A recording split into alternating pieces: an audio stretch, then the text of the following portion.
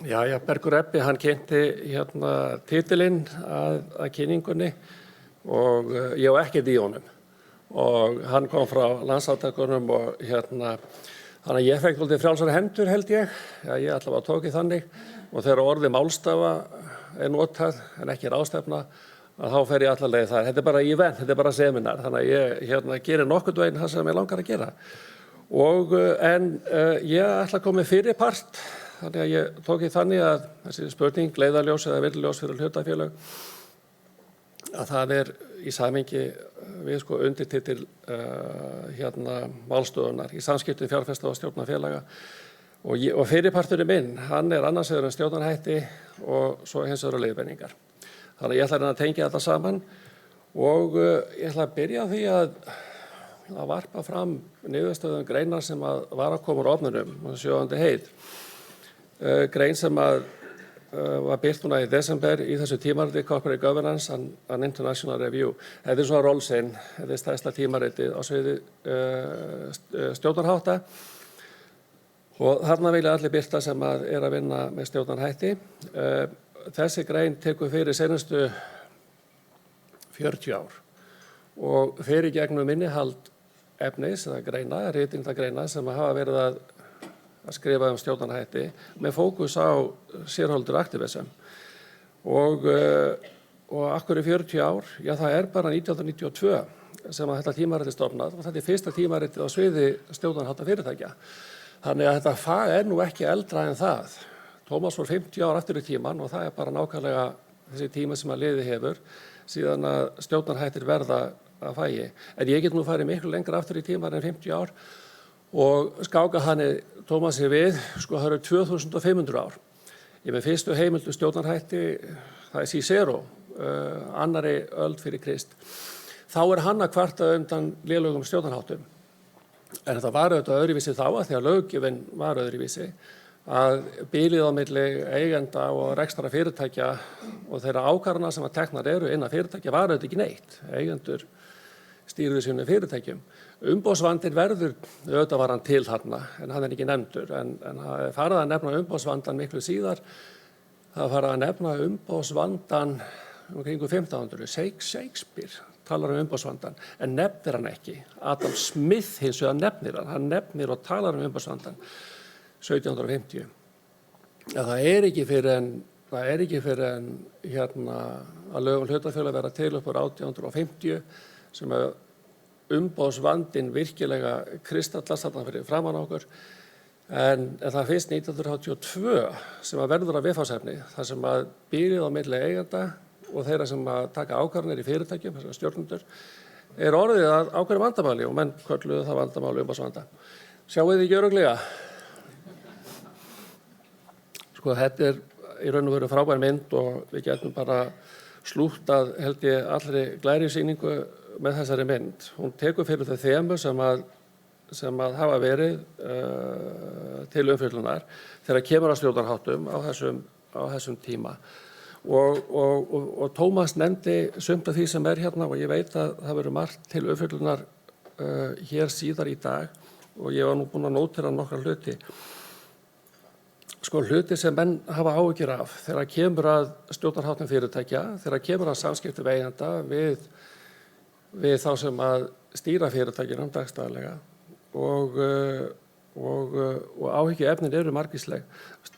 Auðvitað menn að skrifa fyrst og fremst þau efni sem að erfið, flókin, óskýr eða hreinlega röng og þannig að menn að flagga áhyggjum sínum með þessari vinnu sem fæst í því að skrifa efnið. Voting, proxy voting eitthvað sem að menn hafa bara miklar áhyggjur af. Ég gerði könnun sem ég vonandi kemst í að fara yfir og eftir. Ég með margar glærur, þær eru mjög lýsandi, þær verða á heimasíðu Landssamtakanna, þannig að ég veit ég mun ekki komast yfir allar.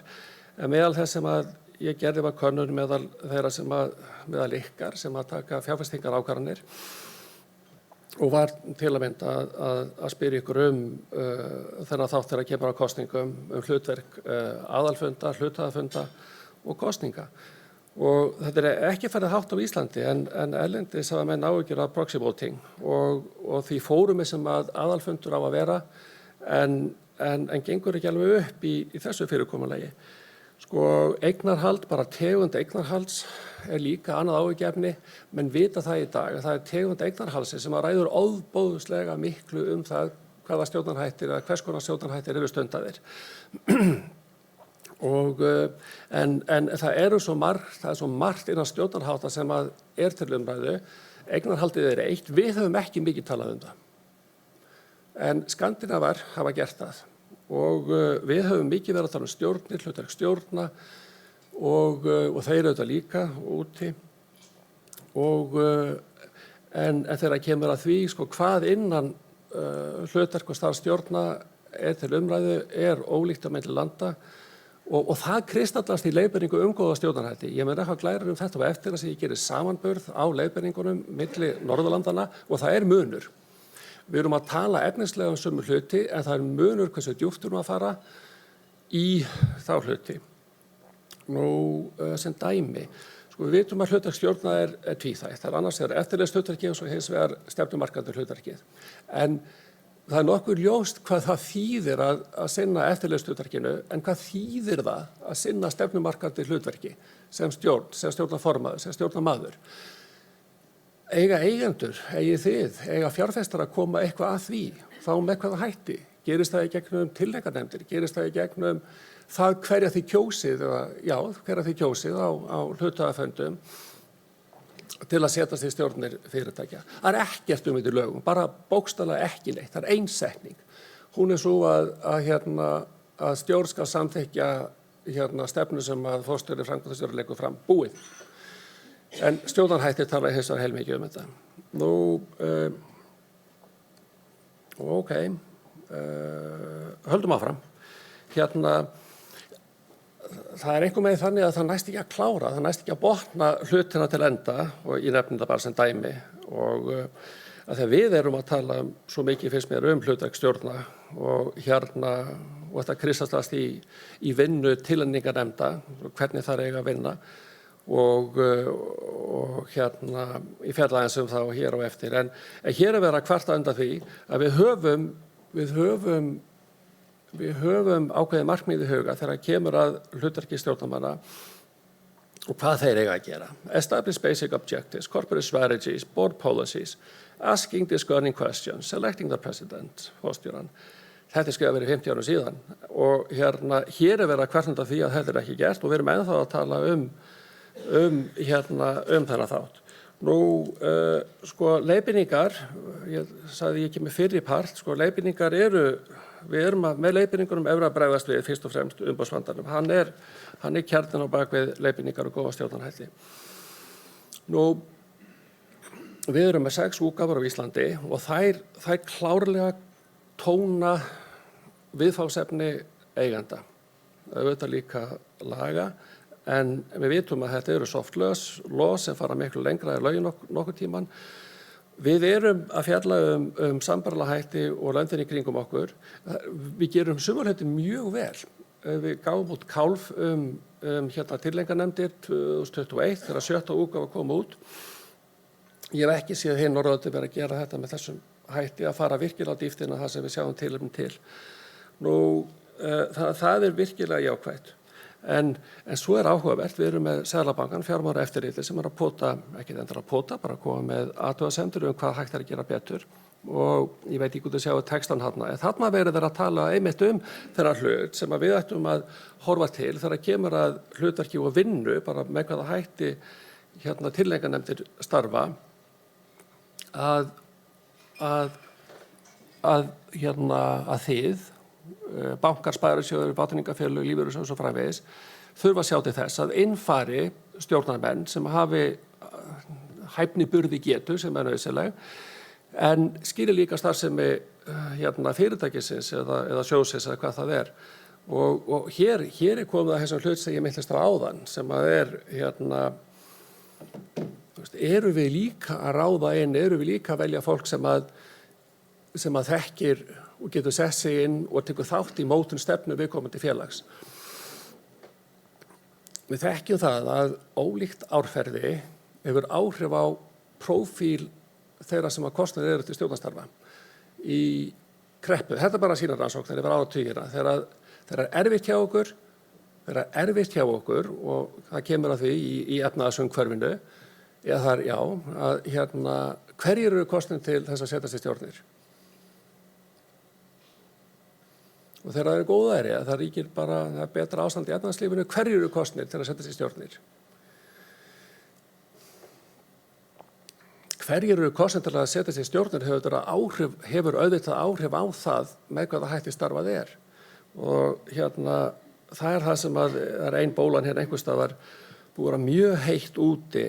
Það er það sem að kallast á ensku board dynamics, það er að segja stemmingin innan stjórnarinnar, samstarfið innan stjórnarinnar og mér finnst að við eigum svona pínlítið upp á þarna.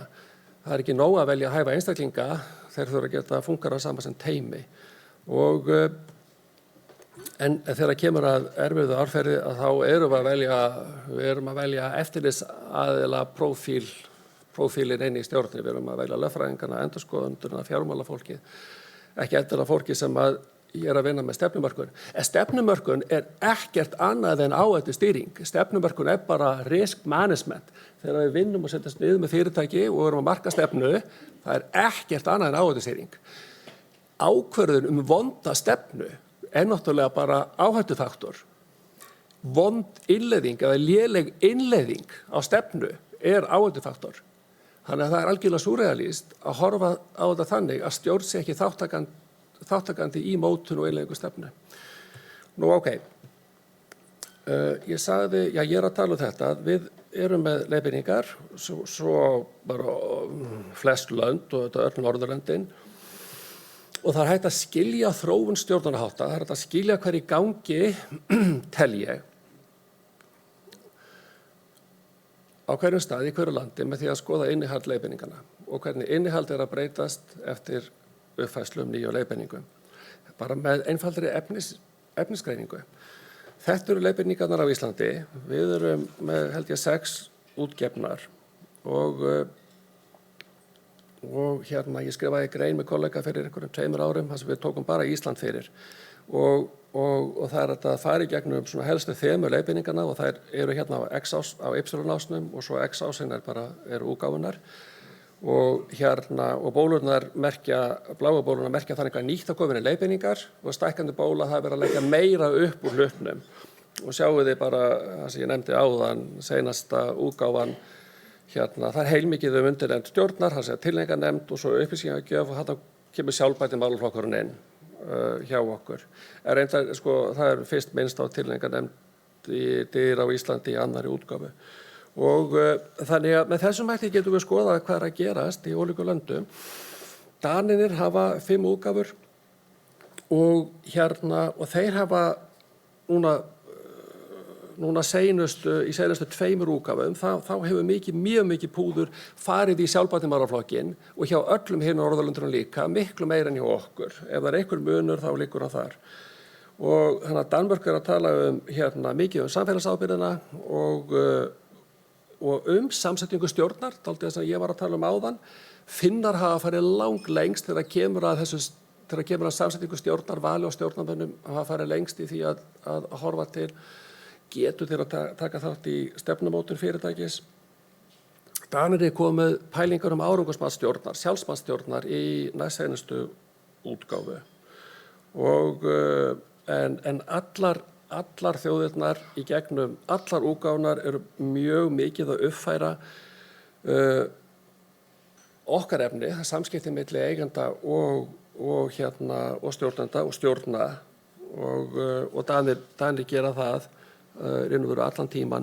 Norðmenn fara alveg hamförum og þeir hafa verið að skerpa mikið á hlutverki stjórna og þeir vilja tengja sjálfbærni við virðisköpun, þannig að þeir gera ráð fyrir því að fyrirtæki greini með hvaða hætti aðkoma að sjálfbærni hafi áhrif á virðisköpun eða virðisrýrnun viðkomandi fyrirtækis. Og einn hlutur merkilegur líka tilnefningarnefndir. Þeir settu inn núna seinast tilmæli það hvað á að koma fram í tillögum tilnefningarnefndar. Hver er afurð tilnefningarnefndar? Við erum ekki komið þangað. Mjög áhugavert. Svíar, núna seinast talaðu langtíma verðmætasköpun. Hvað hafa eigendur í huga þegar kemur að langtíma verðmætasköpun þess fyrirtæki sem þeir eiga hlut í? Sjálfbærnin þarna stór og svo Finnarnir. Finnarnir heilmikið hæfi stjórnarmanna og svo líka þegar tilnefningarnefndir fylgja ekki alveg góða stjórnarháttum þá bara tilnefningarnefndir að skýra það, af hverju það er. En Finnarnir hafa gert suma hluti aðeins öðruvísi. Ég verð að segja þess að sögu fyrst mér þó að tíminn sé á spretti. Útgefendur að leiðbeiningu stjórnarhátta, viðskiptaráð og SA og Nasdaq alveg, leiðbeiningarnar hafa áhrif, við vitum að þær eru notaðar. Finnarnir fóru þá leið fyrir nokkrum árum síðan, heilt yfir sáu þeir að stjórnirnar voru mjög einsleitnar, bara Finnar. Þannig að viðskiptaráð, SA þar sagði, þetta gengur ekki, við höfum heilmikið fram að færa á aðra markaði.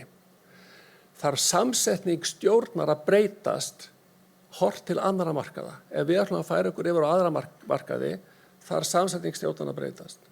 Svarið liggur í augum uppi, auðvitað. Þetta eins og þegar við sem erum að vinna með tilnefningarnefndum, ef að félagið okkar breytir stefnu, fyrir úr vörn í sókn, það bara fjarstæðukennt að halda að við getum haldið sömu samsetningu stjórnar.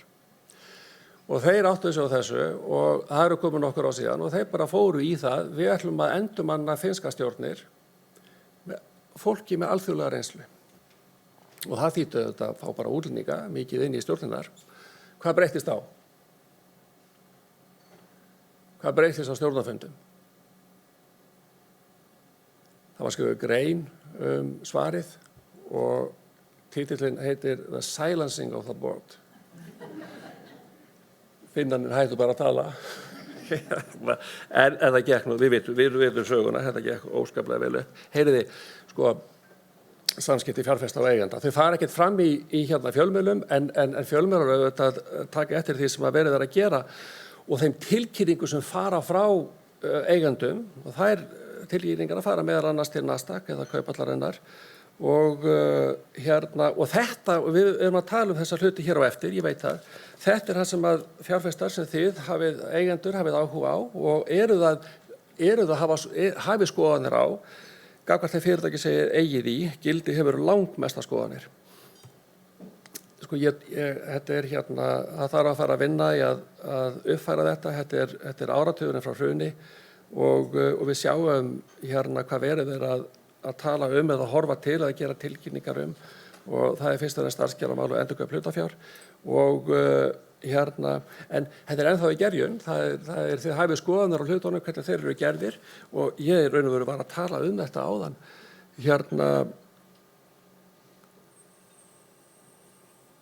hér verið að tala hennar þátt sem ég nefndi að væri komin í leiðbeiningar hinna Norðurlandana. Það að segja, tilnefningarnefndir eru ykkar tæki. Þið þurfa að koma væntingum ykkar til samsetningu stjórnar í gegnum tilnefningarnefndir. Það sem að Davíð að spyrja hér eru ekkert annað en áræðleika og réttmætaspurningar, fullkomlega gildar. Hann að spyrja áræðleika og réttmæti þess starf sem á sér stað inn í tilnefningarnefndum. Starfið ekki sérstaklega gagnsætt. Ef þið skoðið það skýrslu sem að þær gefa út heilt yfir, að þá eru þær ekki mjög lýsandi. Tími minn, hann er búinn og ég er með nokkrar glærur. Að ég taka eina myndu, má ég það Bergur Ebbi? Og svo líka glærun á heimasíðunni. Hvað segið þið sjálf? Þegar kemur að áhrifum ykkar, að ákvörðunartöku fyrirtækja, að þá segið þið áhrifin eru fyrst og fremst í gegnum það að kjósa á aðalfundi og hafa samskipti þegar við stjórnarformann, stjórnarmenn síðar og hér áttu menn að merkja við allt sem að átti við og hvað leyfir hluthafastefnan ykkar Og hún leyfir þetta, en hvar hafið þið raunverulega áhrif? Það sem mér fannst áhugavert hérna var að leggja til stjórnarmann, það var ekkert mjög hátt. Ég átti von á því að það að hafa áhrif á það að hverjir setja sér stjórn þess félag sem maður á í, að það myndi skora hærra. Hvar viljið þið hafa áhrif? Þið viljið hafa áhrif þar sem að vera að taka ákvarðanir sem eru að fjármálalegum toga, arðgreiðslu, endurkaup hlutabréfa og svo framvegis, starfsgeirastefnu og það að velja stjórnarmenn. En hvar hafið þið áhrif? Þetta fannst mér merkilegt. Þið viljið hafa áhrif á þessum 3 þáttum sem ég nefndi, en þið teljið ykkur ekki hafa þau áhrif. Ekki eins mikið og þið viljið. En þið hafið stuðning á lögum og reglum, en þið botnið nú ekki hennar kvarða sem að fer upp í 10 en þið talið dálítið afmarkaða hluti og þið vísið í þessar lög og reglur, yfirtökuskyldur, skerpa valdi hluthafafundar, en á móti segið þið það eru hluthafasamkomulög sem við getum nýtt okkur, þannig að það þarf ekki að lögbinda allt. Hverjir ráða? Og einn í efsta sæti, þetta er auðvitað meðaltal, það eru forstjórarnir og svo stjórnirnar, svo stjórnarformenn. Og stéttarfélög enda hæði næsta sæti, við vitum að þau hafa líka áhrif. Og nú, þessi spurning kom nú frá ykkur, þið vildu að hún væri inni í könnuninni. Seðlabankinn telur æskilegt að lífeyrissjóðir beiti áhrifum sínum sem hluthafa líkt og aðrir fjárfestar ella geta áhrif annarra minni hluthafa aukist verulega umfram raunverulegan atkvæðisrétt. Sammála.